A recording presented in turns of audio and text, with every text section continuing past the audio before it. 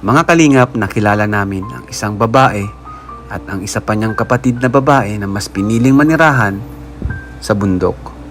Silang dalawa na lamang ang magkasama sa buhay dahil ang kanyang ina ay patay na at ang tatay naman ay nasa malayong lugar. Pero ganun pa man, tinatatagan na lamang nila ang kanilang loob para magpatuloy sa kanilang buhay at makapagtapos ng pag-aaral. Lalong-lalo na si Dara. Panoorin ang kabuuang kwento at huwag kalimutan mag-like.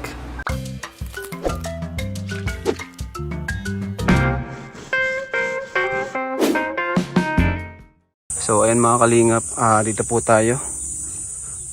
Kausapin po natin. Tao po! Ay, hello. Ano pangalan mo? Dara Credo Istinopo po. Dara. Si Kuya Rab ito. Siguro kilala mo naman kasi nilapit ka sa amin para matulungan din. Okay ba sa iyo na nandito kami ngayon?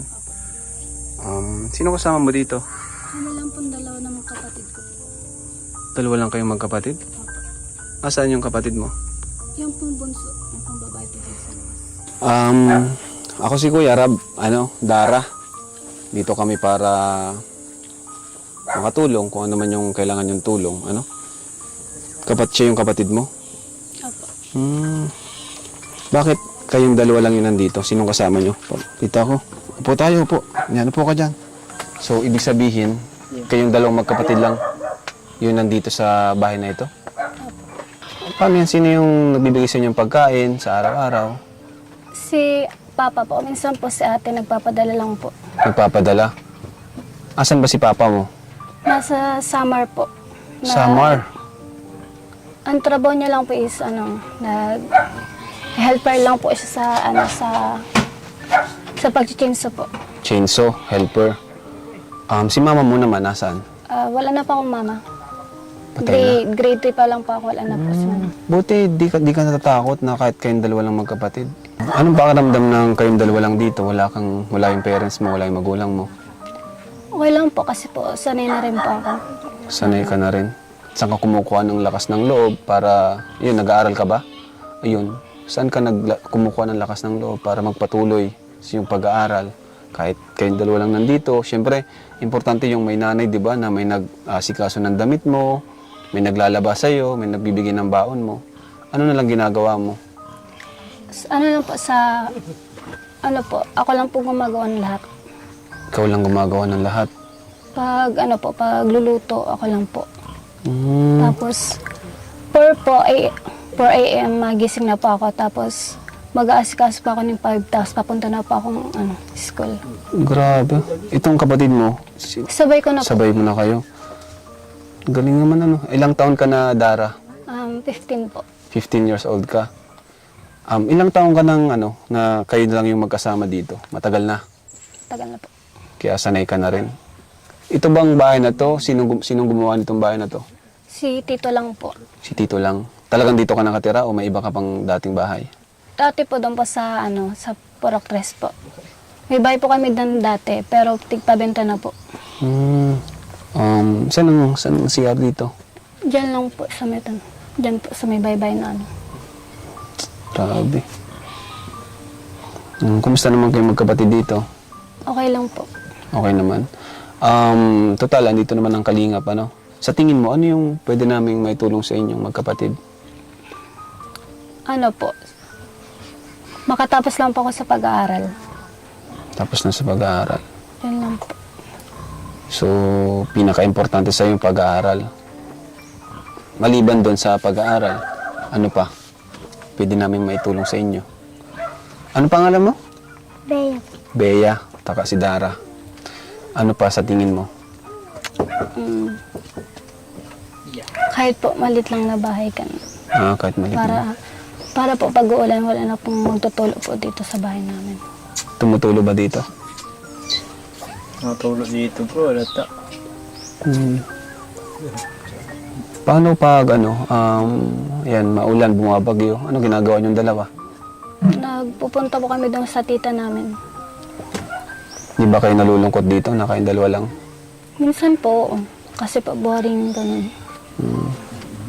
Pero may ano ka naman, cellphone. Meron po. Anong sinasabi? Kinakamusta ka naman ni Papa mo palagi na kumusta kayo dyan? Tumatawag man po. Matawag. Ikaw, Bea, anong gusto mong hingin sa amin? Kay Kuya Rab mo? Anong gusto mo? Kumpleto kayong pamilya o hindi? Ikaw, Dar, anong gusto mo? Magkakasama kayo o okay ka na sa ganitong sitwasyon? Magkakasama po. Magkakasama. Kasi po yung tatlong kapatid ko pong lalaki, watak-watak po kasi po wala pong maayos na May kapatid ka pa palang iba? 6 po kami ngayon. 6 po. 3 babae po, 3 lalaki. Bakit watak-watak kayo? Kasi po wala po kaming maayos na bahay. Kasi po gusto po nila dun sa barangay site kasi po doon po sila nakapag-alaga nun, tapos maraming pong tao. Ba't ikaw mas pinili mo dito sa bundok na halos walang kapitbahay? Hindi ka ba natatakot dito? Bakit mas gusto mo dito tumira? Kasi po tahimik po. Tahimik. Ayaw mo bang sumama dun sa mga kuya mo, sa kapatid mo? Ayoko po. Dito lang po ako.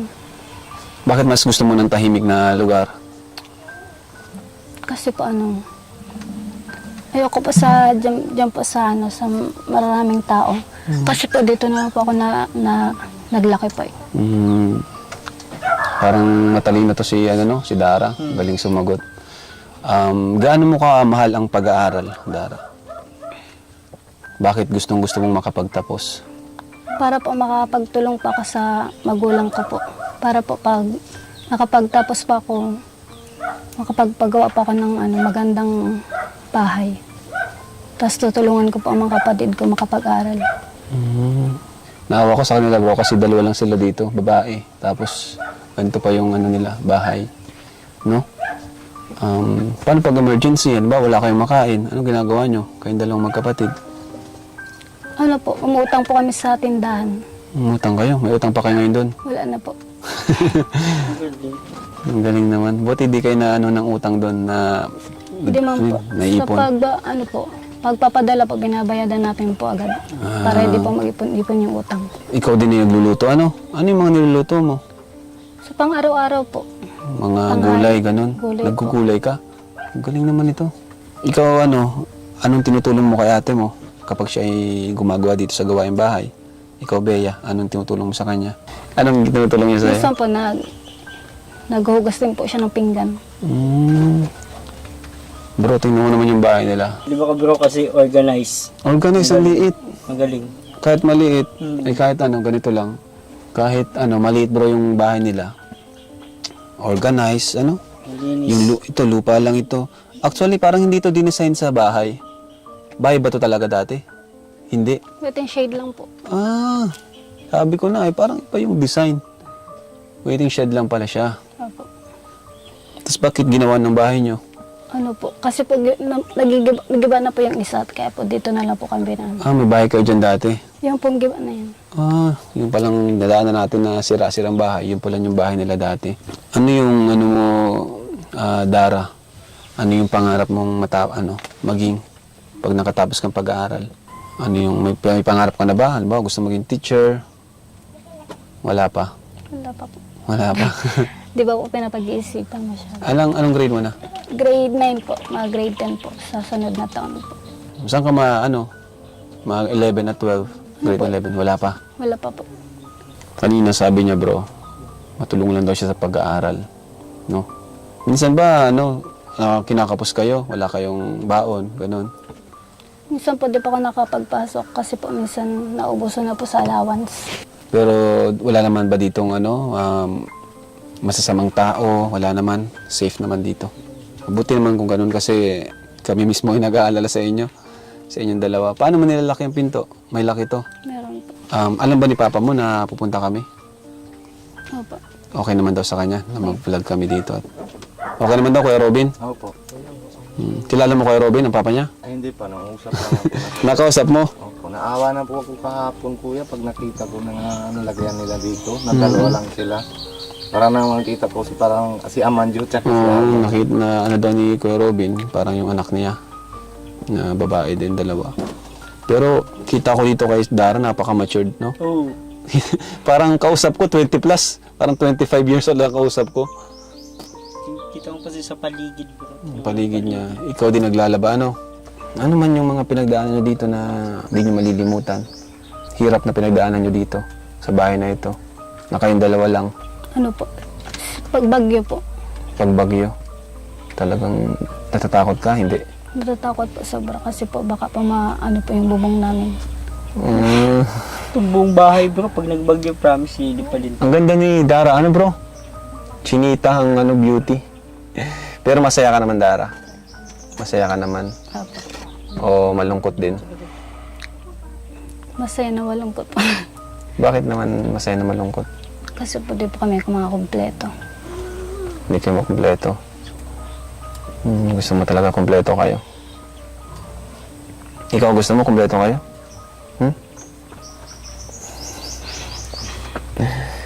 Ikaw, pangilan ka ba sa magkakapatid? Ano po, 4 po. Ilan ba kayo lahat? Ano po kung, kasi po, 8 po kami. Di bali po, 8 po kami. Yung panganay po talaga, lalaki po, namatay po siya. Dahil po sa nyug na Nahulugan? Oh, sabi ko na, delikado yun eh. Kung Nahulog. tayong mga tambay sa ilalim ng nyug, delikado talaga. Nahulog po. Nahulog siya. Kala ko nahulugan ng nyug. Nahulog siya nung umakyat. Opo. Naku, Kuya Robin, huwag kang akyat ng nyug. Ay, hindi ako marunong po. Tapos po, yung isang babae po namin, parang binigay na lang po kay sa kapatid ni Papa po. Sobrang hirap. Ikaw ba naranasan mo ng magtrabaho? Mag-extra? Hindi pa po. Hindi pa naman. Pero gusto mo sana? Anong trabaho? Kahit po sa paglalaba, ganun lang po. Grabe. Pero sa sarili mo, alam mo na malakas ang loob mo, na matatag ka, ganon. Bakit pag may problema, anong ginagawa mo pag may mabigat kang problema? Anong ginagawa mo na lang? Wala po, iniiyak ko na lang. Iniiyak mo na lang? Wala kang pinagsasabihan, ganon? Wala po. Dito sa kapatid mo. Iniiyak mo na lang pala pag may problema. Pag walang allowance, ganon. Kumusta ang pag-aaral mo? Okay lang po. Wala namang bagsak. Hindi mo pa alam. Di ba po? Oh, guys, andito yung sapatos nila sa taas, oh. Kaya nga eh. Ayan. Tingnan ko tingin. Kumusta yung mga gamit nyo sa pag-aaral? Kompleto naman. Opo. Anong kulang nyo? Dito sa bahay nyo. Dito sa bahay nyo, ano yung kulang na pwede namin ma-provide sa inyo? Ng kalingap. Lagayan pa ng mga plato. Ganun. Tingnan mo. Plato nila. Organize pa din. Organize pa din. Organize pa rin nga. Ano pa? Iisip ko. Damit. Wala rin kayong damit. Ano po? Sa ano po, t-shirt na puti po. Kasi po isa lang po. Tapos pag isang araw po lang po, sinusot ko na po yun. Tapos pag uwi ko po, nalalaban ko na agad para may masot ulit. Ano niya bro, pag-awi. Laba agad. Ayun, lista mo. Lista mo dan. T-shirt na puti. Salayan ng plato. Ano pa? Sige na, at ano kami? Kami si Jeannie. Ang iyong kahilingan. 3 kahilingan, isa na lang oh. Dalawa ka, nakadalawa ka na. Hindi, joke lang. Yung kaya namin ibigay sa inyo. Bibigay namin. Ikaw, baka may naisip ka. Anong gusto mo? Manika. Manika? Malaki ka na. Hindi ka na mamanika. Gamit sa school? Ikaw, Dara, ano pa? Kailangan nyo. Para sa sunod na punta namin, makabili kami. Lato. Electric pan po. Init niya. Kung may sakaling pababahayan ka, may lupa ba kayo dito na Wala ka sariling lupa. Wala na po. Wala din. Ibig sabihin ito, di din to sa inyo. Kay Lola po. Kay Lola po. Ayun, dito siguro, pwede, no? Kahit maliit lang, no? Yun ang wish niya, magkaroon lang daw sila ng kahit simpleng bahay na secured, na safe, Kayong dalawang magkapatid. Para naman dito pati kayo sa bundok. Para safe kayo. Minsan ba kuha kayo ng dyan, pangulam? Dyan sa panggulay, ganun. Diyan po. Talbos ng kamote, kanggos, ganun. Yun, inuulam nyo. Pag wala na kayo, talagang maulam. Opo. Grabe. Anong pakiramdam ng bilang ate, kayong dalawa lang andito? Anong pakiramdam ng ganun? Siyempre po, sobrang hirap. Kasi po, wala pong mag-aasikaso sa amin na inat po talaga.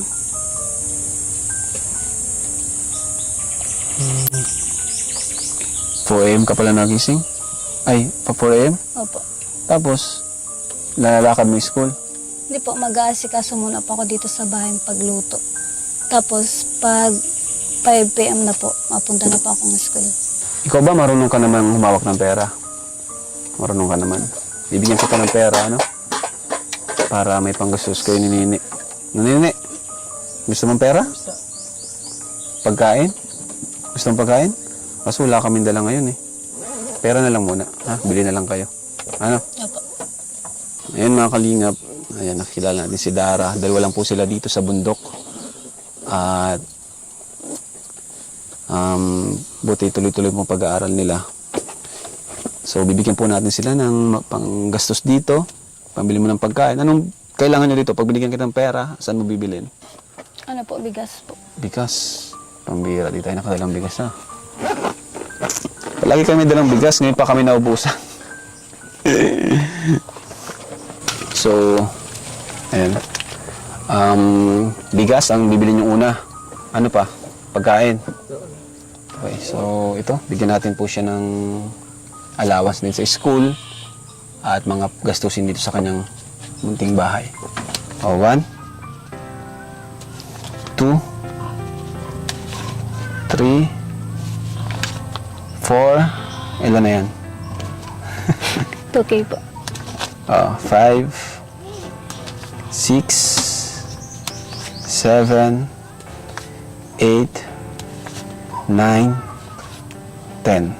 Ayan. Magkano na yung lahat? 5,000. Opo. 5,000 pesos yan, ano? Mula yan kay Lord. Mula sa Kalingap, sa mga viewers natin, shout out. Dahil sa inyo ay nagtulungan tayong magkapatid dito na walang maasahan, kundi silang dalawa lang. Thank you po sa binigay niyo tong pera at sa mga biyaya. Sana po patuloy po kayong bigyan ng biyaya ng Panginoon. Yun lang po. Maraming salamat po. Ikaw bigyan din kita, ne? Oh. Baon mo. Ayan, grabe. Mayaman mo na. May pang-ano ka na. Bili ka na ng lato-lato. Ano masasabi mo? Grabe, ang cute. Yun lang po, mga kalingap. Nabisita natin dito sila Dara. Ano? Malinis po yung bahay nila kahit ganito, maliit lang.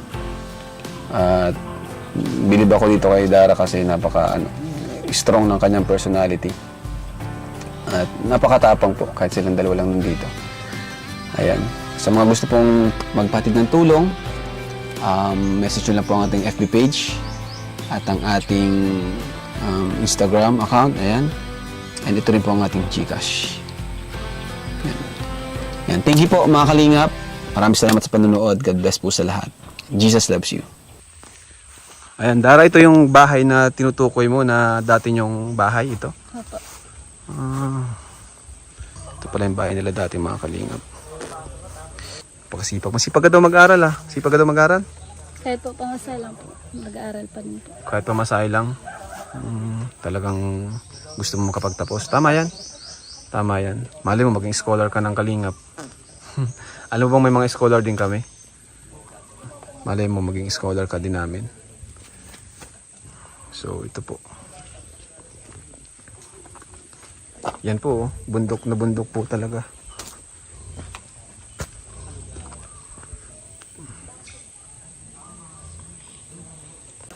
Sige Dara, punta na kami ha. Sige po, thank you po. Ingat kayo dito magkapatid.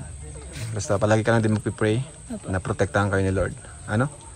Sige, bye-bye.